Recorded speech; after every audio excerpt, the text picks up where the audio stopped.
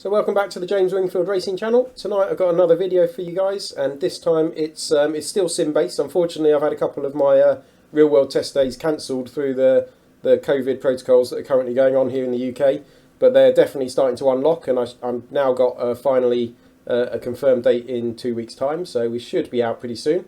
But in advance of that, I thought I'd do some more video content for you using the sim world. So this video is all about warming up tyres and how to get the best performance out of your car at the start of a new race, basically. We all know that the cars don't drive very well on cold tyres, but there are different ideas as to how to get the best out of warming them up on the outlap. Everybody always talks about it. Sometimes they say, oh, just drive really fast. Some people try and do tyre scrubbing. Other people do burnout. Some people say you should weave aggressively across the track. There's all sorts of different ideas, but I've never actually seen anyone do a proper scientific test on it.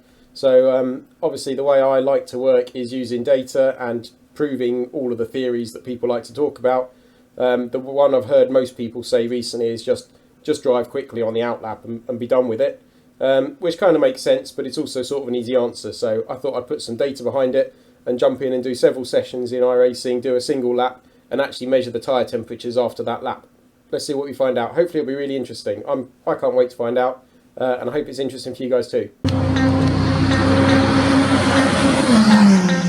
James Wingfield steals it!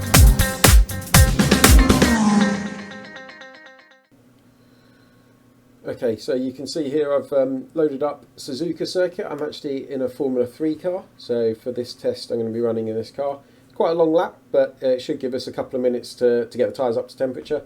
I have to say, this car, I've run it a bit recently and it does take an awfully long time to get the tyres properly warm, so I don't expect within a lap, or probably it's going to be three or four laps before they're actually up to fully sort of racing temperatures, which is great for this test because I've only got one lap to do it as an outlap. This is a bit of a qualifying simulation, so if on lap 1 out of the pits we're warming the tyres up, we won't get them fully hot, but we should get them as close as possible, and that's what we're going to try. So if I just jump into the garage here, you can see I've loaded the setup, which is called high downforce. This is the standard iRacing setup, and here lice temperatures outside, middle and inside on the 4 tyres. They all say 58 degrees C. I guess that's the temperature of the tyre blankets that are set up in iRacing. We can't really change that, but that gives us a good starting point. Obviously it's hotter than ambient. I don't know exactly what the ambient is, but it's probably around about 20, maybe 25 degrees C. We are running tyre blankets, which is standard, and we'll see how we get on from a 58 degree starting point. So the first run I was going to do was just a slow lap, I suppose, a typical green flag lap or an out lap, where we're just going to take it easy. I'm not going to be pushing the tyres too much around the corners. I'm not going to be taking any sort of risks with the driving. And this might be what you're doing. I mean, it's probably a bit quicker than a rolling start behind the pace car lap, but it's just not stressing the car at all. So we'll see what the temperatures do. I wouldn't really be surprised if they actually come down, to be honest, because I'm not leaning on them. You can see down here I have got a black box set up. So tyre info there is just telling me 58C. Don't be misled by that. It only updates when you're in the pit lane, not in the pit lane, when you're actually in the garage. So although it says 58C and 100% of tyre life left, it will continue to say that. If I drive around for an hour, it will still say that until I come back into the garage. But then hopefully as soon as we do come back into the garage, it should update to whatever we're running on track. So the setup, I didn't really look at the camber on this setup, but typically the tyres are sort of tipped in at the top in a sort of classic negative camber condition. And what that means is you end up running on the inside edge of the tyres only when you're going down the straight. As you go around a corner, you sort of lean out onto the middle of the tyre a bit more. But certainly while I'm doing this down the straight, I'm only running on the 4 inside edges. So what you usually see is, particularly on a slow lap, but when we're already on the limiter, that's interesting. But when I get back in the pits, you'll probably see that the 4 inside edges are hottest, and then the middles will be sort of in the middle, and the outsides will be coolest. So we'll see what see if that follows out, if that plays out in this car. So just into the pit lane.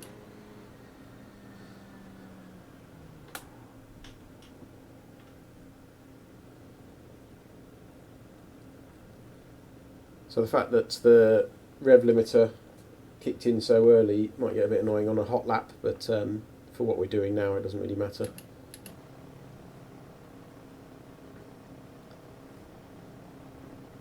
Right, so let's see if that black box updates when I stop. There we go, so we're seeing, yeah, as I thought, the inside edges are hottest, 64 at the front, 66 at the rear. Across the front we've got a 5-degree split. Across the rear 6 degrees, 5 or 6 degrees. So yeah, that's just what we are. They all, where did we start? Was it, I forgot what it was it 58? So they did all heat up a little bit, but really not very much. So what I will do, to make sure we're starting at a consistent point, I'm going to come out and jump back in again. Okay, so for the second run I'm going to go out, and this time we'll take a different approach. So the first time round we just took a really slow lap. This time I'm going to do maybe a 90% lap. You can see I've got the tyre temperatures back down to 58 again, so we're running off the start of this at tyre blanket temperature. And I'm going to come around here, just lean on the car a bit more basically. It's not going to be a fast lap, obviously the tyres are cold, and to be honest I don't really even know this car and track combo, so it's definitely not going to be a quick lap, but I'm just going to be leaning on it a bit more than I did that first time, where I was only really just coasting round for almost for the sake of it, just to get back to the beginning. The car does feel very, very slidey, as you can see there.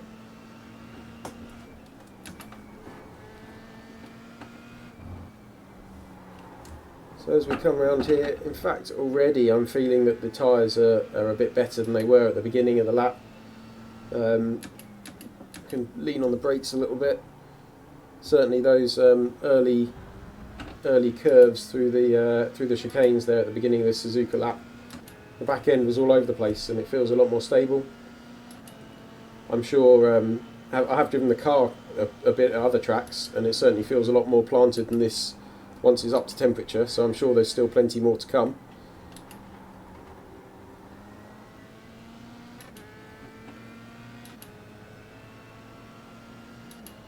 But yeah, already it's feeling better, so I suspect last time we got up to, what was it, 64 at the front I think it was, and 66 at the back. So I would expect to see us, despite running on the rev limiter all this way, I would expect to see us starting to get a bit more temperature than that. So what I will do for consistency again, I'm going to come back into the pit lane.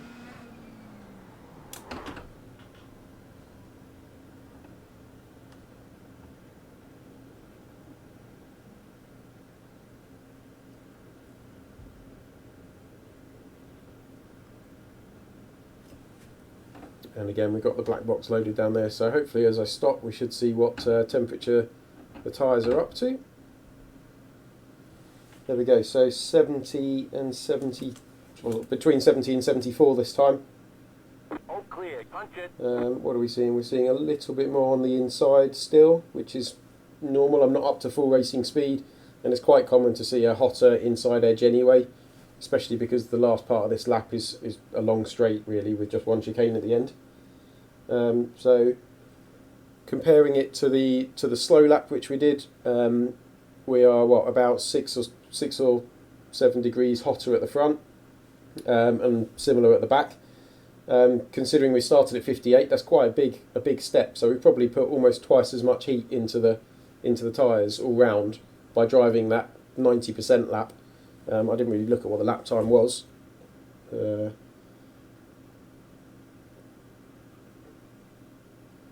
It's not going to give me a lap, is it? Because I didn't finish it. So I don't know quite what the lap time was, but it was probably 4 or 5 seconds quicker than the really slow lap. So out of those two, you'd definitely say that the faster lap is better, which probably isn't a surprise to anyone.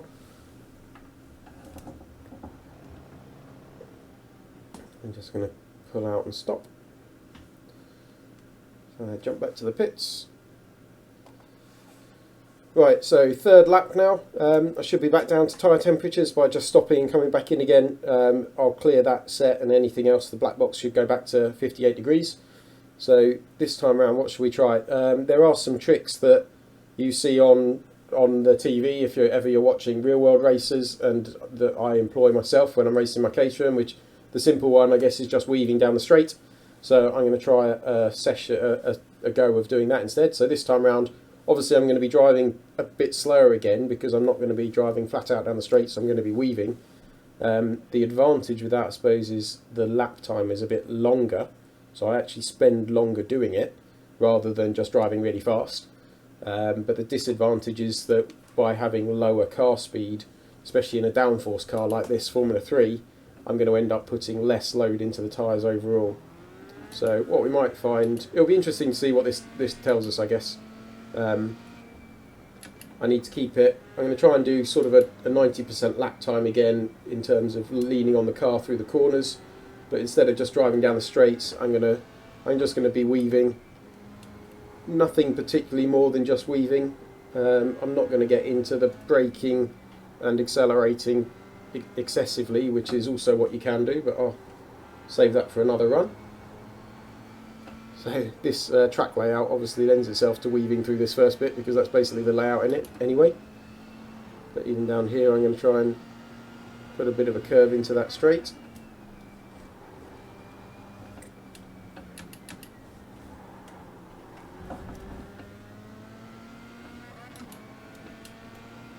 So I'm not weaving excessively. I have to say this car is likely to break free, especially on these cold tyres. If you do too much weaving, or too strong an angle of weave at least.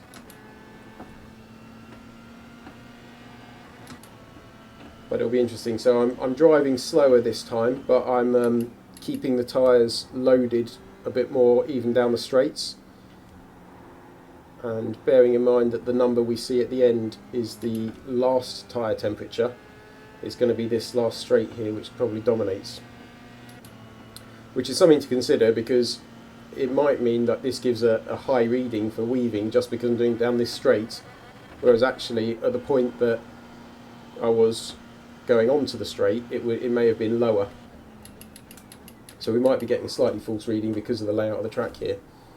But it's still part of the experiment. Okay.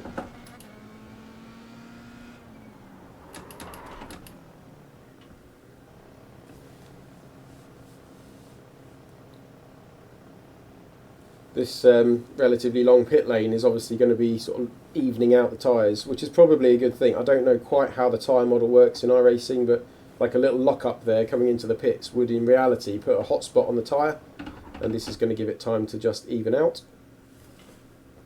So 70, 72, 74, 74. Yeah, it looks like it's pretty similar, doesn't it really? So I don't know exactly what that lap time was. Maybe you can check at home by looking back at the video, but I expect it was slower than the previous one. But I was leaning on the tyres more down the straights, particularly down the last long straight. So overall, probably putting a similar amount of energy into the tyre, and as a result, we've got to a similar level of temperature, probably within a degree. I think from memory, the last one was 73 and 71. So maybe half a degree per axle more on the inside edge.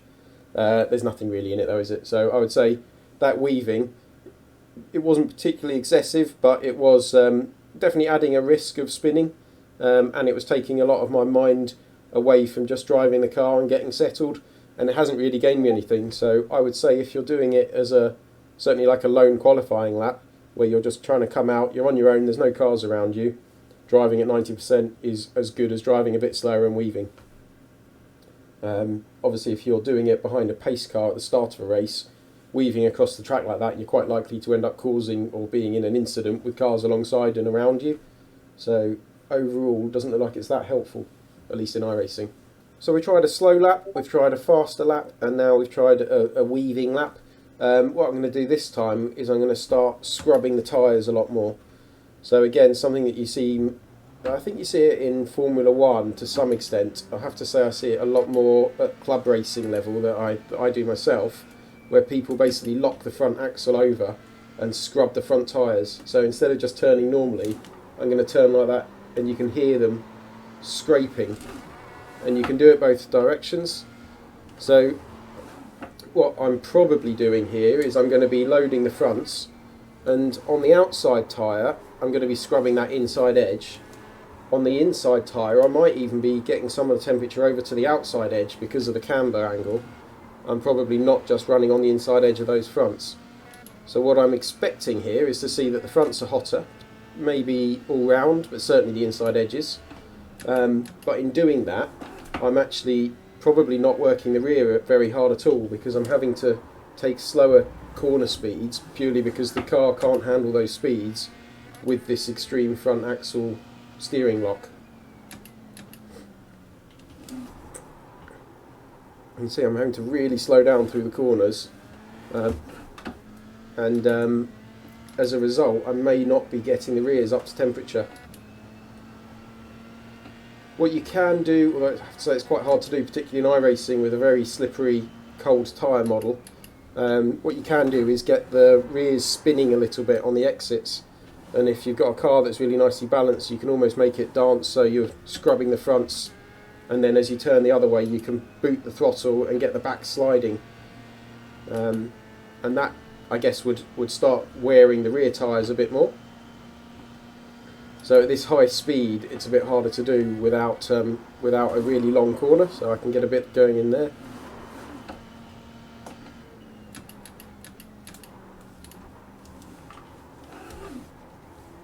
So again, a bit more scrubbing here.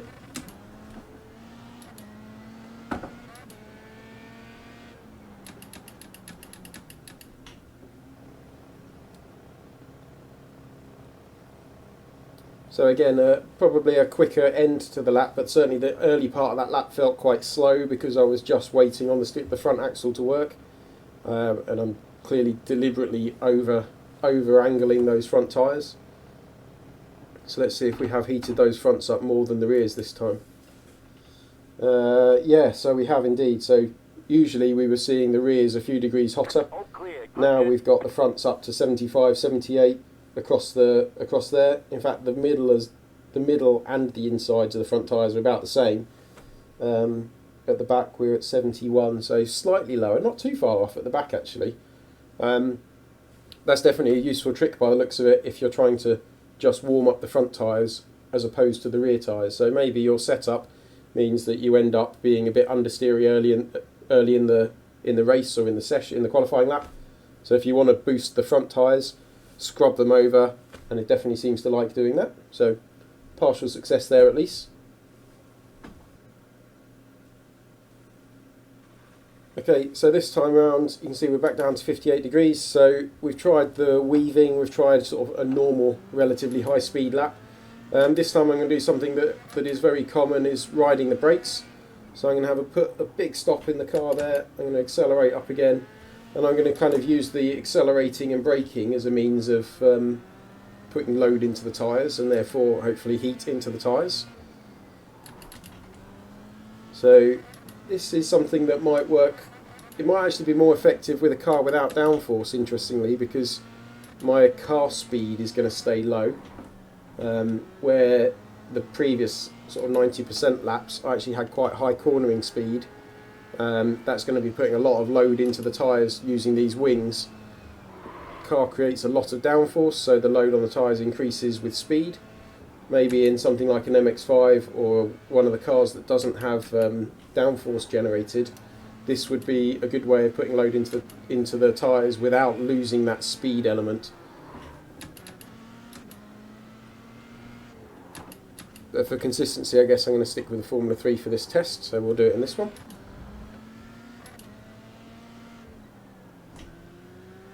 There we go, another stop. What you can also do is you can actually ride the throttle and the brakes. What you might find is that starts to lock the fronts up, so if I brake hard now and keep the throttle on, eventually you see I've locked the fronts. That's because obviously the throttle's driving the rear wheels forward and the brakes are trying to stop all four relatively evenly. So if you're trying to do that, you might even want to change the brake bias. I'm just going to keep with that plan. I'm going to be sort of driving up through into fourth gear and then a big stop.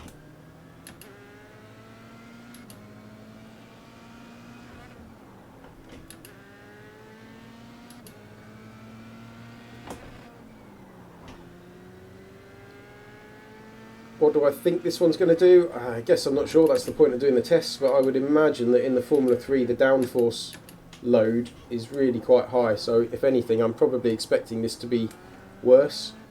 The brake bias is standard, I think it's 58% forward, yeah. So the brake bias is towards the front, so maybe we'll see the fronts heat up a bit more than the rears. Obviously I could try playing with that bias, which is something we can do. But either way, I would expect, if I'm honest, that it won't be as good as driving hard on the car. Let's see. So 58 to start with.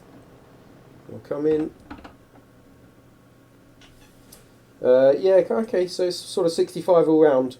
So relatively it has helped the front a bit more, because on all of this, or both the sort of slow lap and the hot lap, I tended to find that the rears came up more than the fronts did, and this has been much more even. So it's a reasonable way of doing it, but the numbers are fairly low, aren't they? The slow lap was around these kind of 65 numbers. The hot lap, or the 90% lap I should say, was up at around about 70, 71 I think from memory. So the brakes, doing it the way I've just did it there, just sort of accelerating and braking, it does warm them up a little bit, but only a tiny bit more than driving slowly in the first place, so it doesn't seem to be very effective overall. I just come out, go back into the pits again, which should reset us back to 58 degrees. What about some burnouts? This is something that you see certainly in Formula 1, is a big part of the laps to grid. As they approach the end of their lap, they'll stop and do some rear wheel burnouts. So maybe I'll try that. I'm going to go back for maybe something a bit more like a 90% lap again for the bulk of it, and then on the last straight I'm going to slow right down and do some tyre burnouts, see if we can get the rears hot.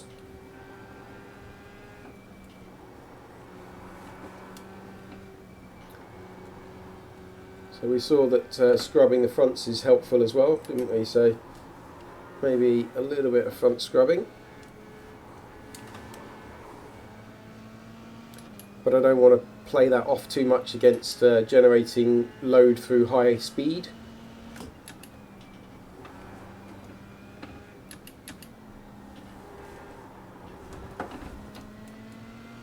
Well, now I'm going down the straight, so I'm going to keep weaving fairly gently, so I'm still not scrubbing too much speed off, but at least it's putting a little bit of load in.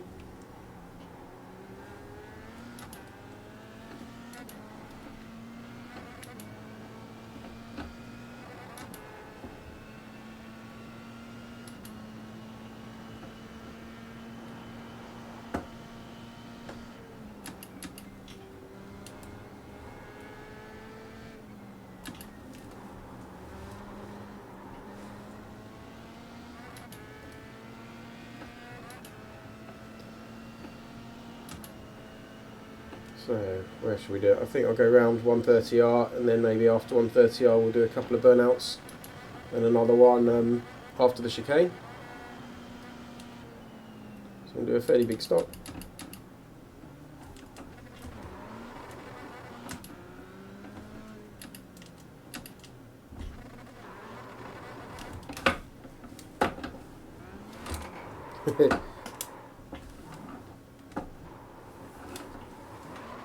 Yeah, we'll do a donut as well.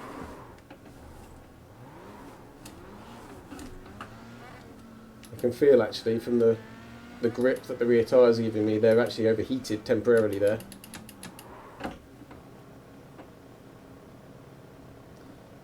So it's a fairly normal lap for the majority of it, and then at the end there obviously I did some tyre burnouts, spun off the track but did a donut.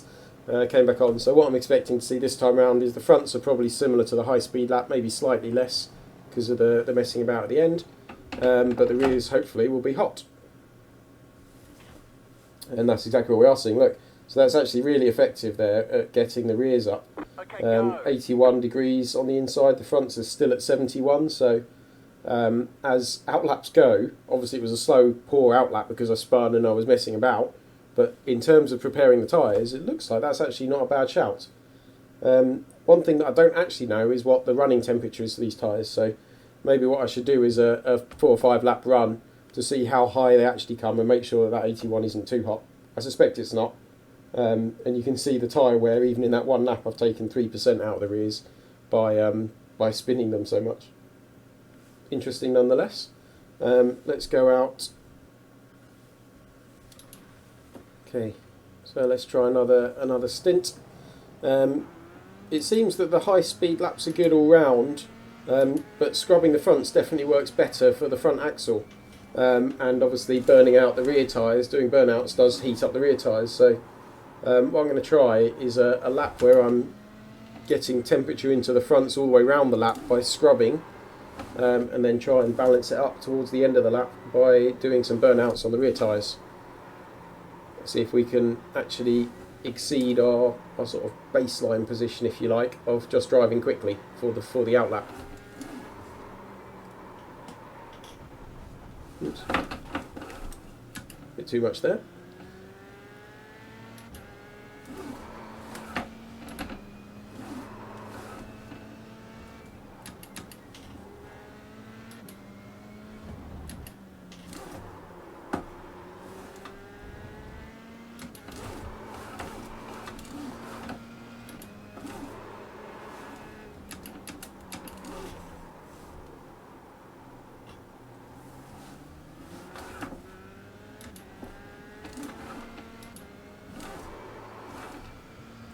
These long right sweeping corners are very good for scrubbing one way, and then we've got this long spoon corner, which is a long left-hander. I can get a really nice long scrub all the way around here. Of course, Suzuka being a figure of 8 track lends itself to even left and right. Most tracks you end up being clockwise or anti-clockwise, so in those cases you end up loading the outside corners a bit more than the other way round. Or certainly if we're doing the scrubbing like I'm doing now, you only have opportunity to scrub one way. Right, so that's hopefully heated the fronts quite nicely. There we go, we'll do a burnout there. Get around the corner.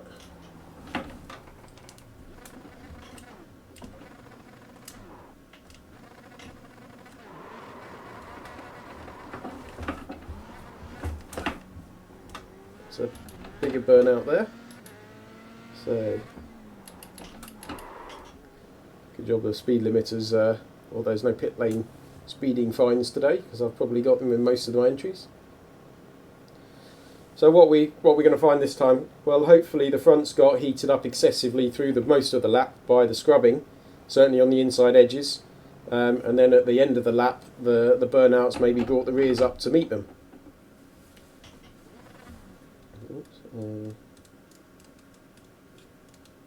There we go. All clear. Yeah, to some extent I suppose. 77 at the front is definitely quite high, hotter than we got by just driving normally, and at the rears we're up to 75, 74 on the left rear, 75 on the right rear, so they are, I think, no lower than driving at high speed. So overall we've got slightly more front temperature than rear. Maybe the balance I could shift slightly and do an extra burnout or two at the end. We saw when I did the full donut that it came up to 81 degrees at the back, so I know that I could get more than that. But yeah, that's interesting. I think that's probably a better condition than just driving quickly. So it does come down to what iRacing will allow you. In some championships they have qualifying scrutiny on, because fundamentally they're aware of these. I don't know if they're cheats or not. It depends on your viewpoint. Certainly the tyre scrubbing I think is justified. You do that in the real world. It's something that we all do in club racing, and certainly you see it in Formula 1. And the burnouts actually you see in Formula 1 as well. Just approaching the grid at the end, they tend to do five burnouts maybe.